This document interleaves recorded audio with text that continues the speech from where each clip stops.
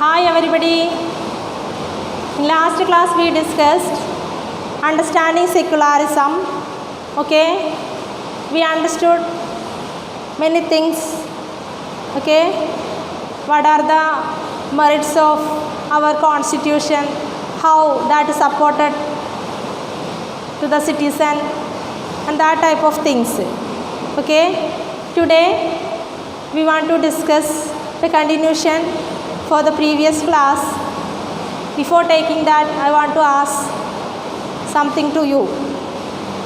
Okay, did you read your textbook? Every day you want to read 3 times and also want to study the important things. We already completed 1 geography chapter, 1 politics chapter. Now we reach in the 2nd chapter, the politics half part.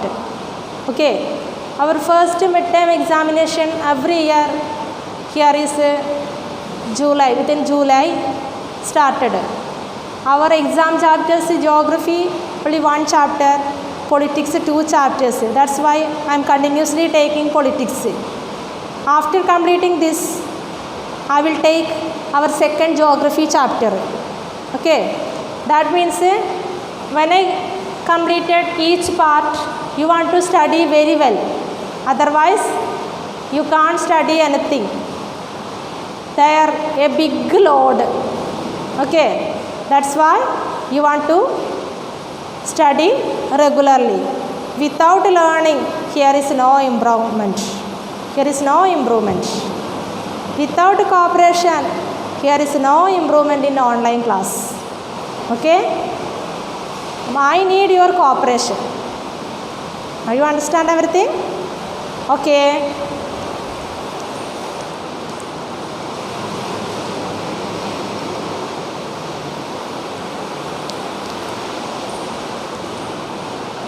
For today's topic, what is Indian secularism?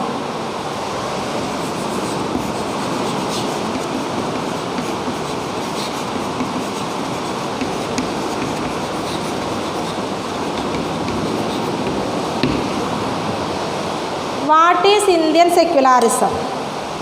The Indian Constitution mandates that the Indian state be secular. Okay, listen.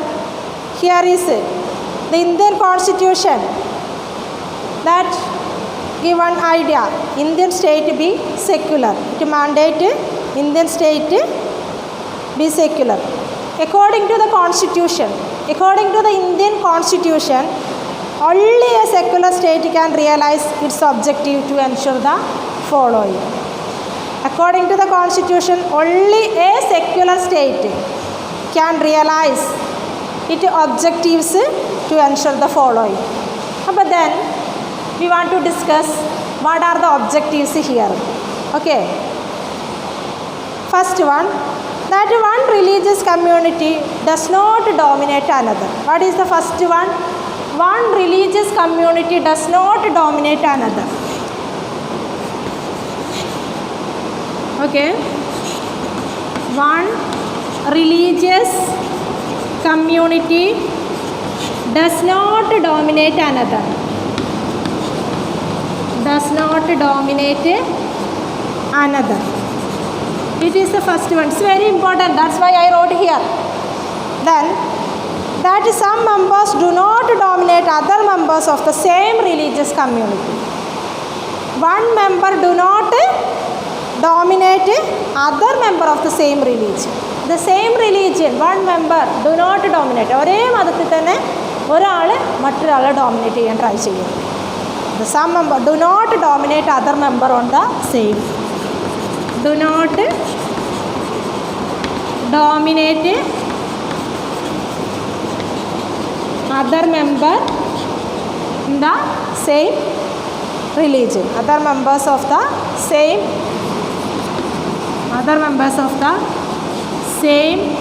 religious community. Other members of the same religious community. What is the third one? That the state does not enforce any particular religion. State does not enforce any particular. Does not enforce any particular religion.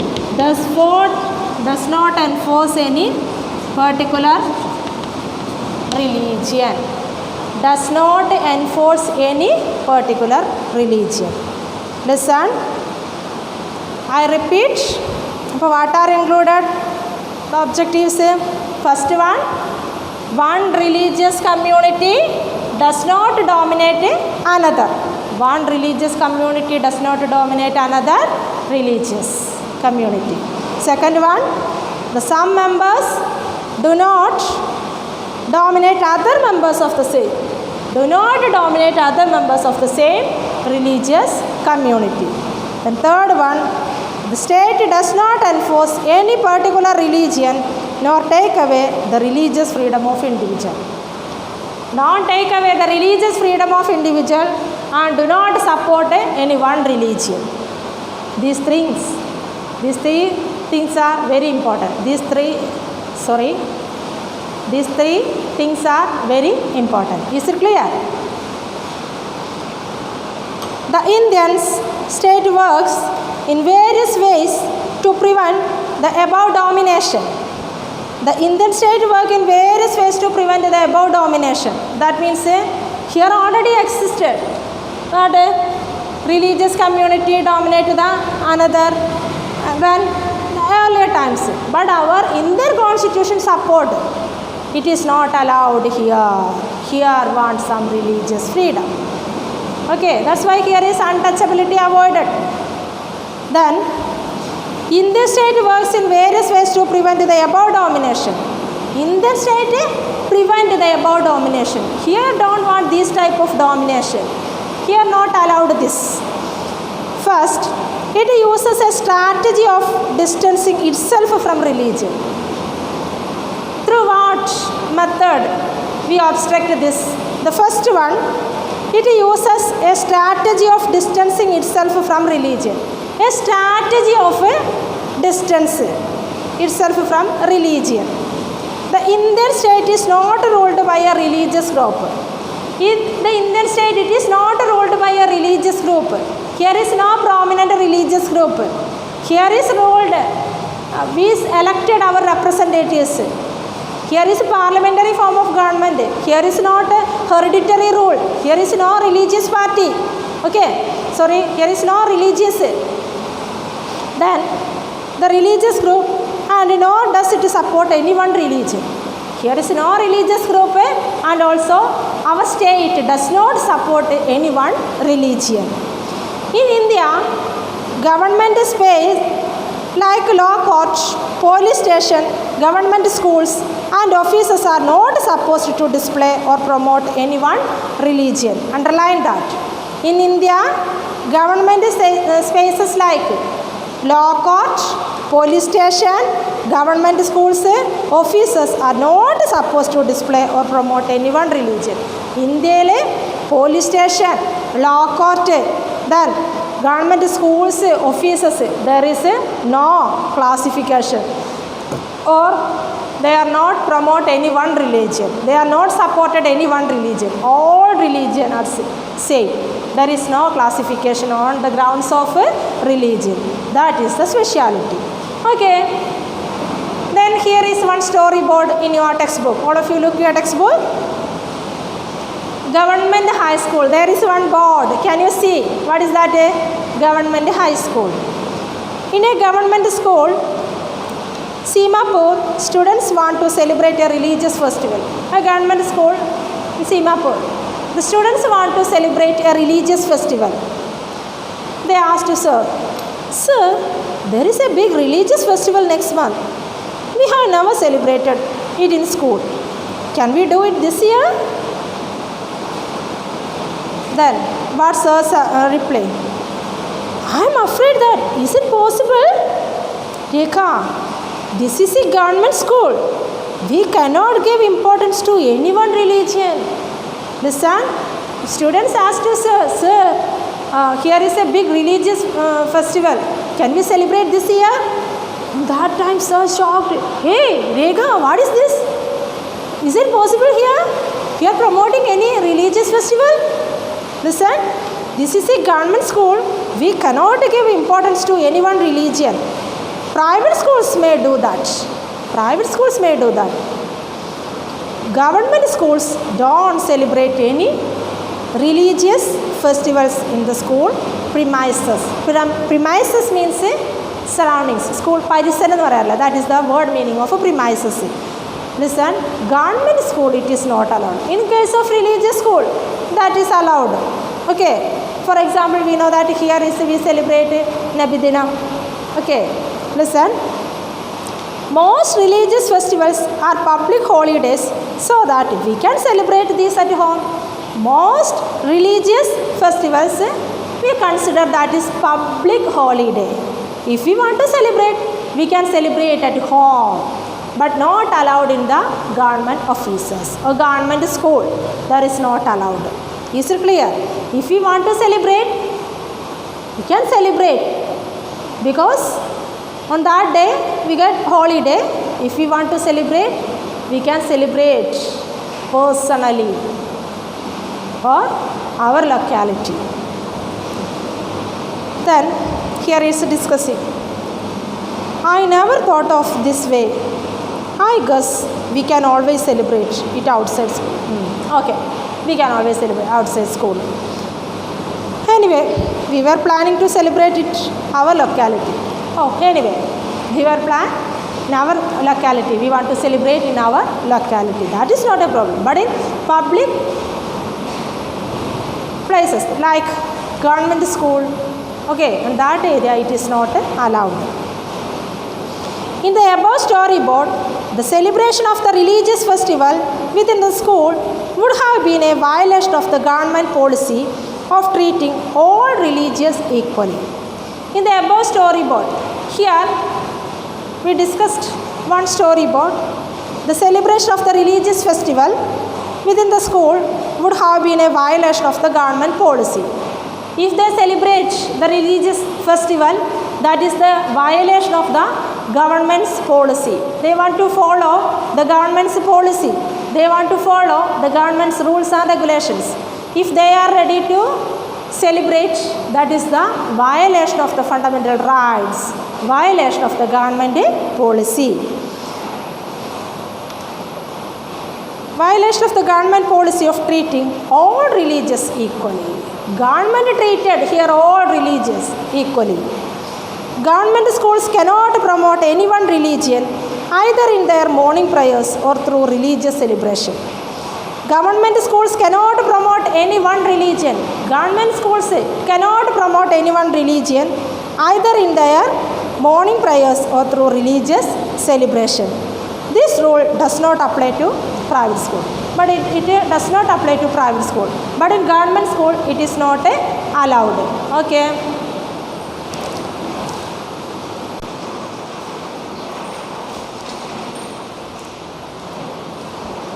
Okay, but it is not allowed in case of the government schools, but it is allowed in the private schools.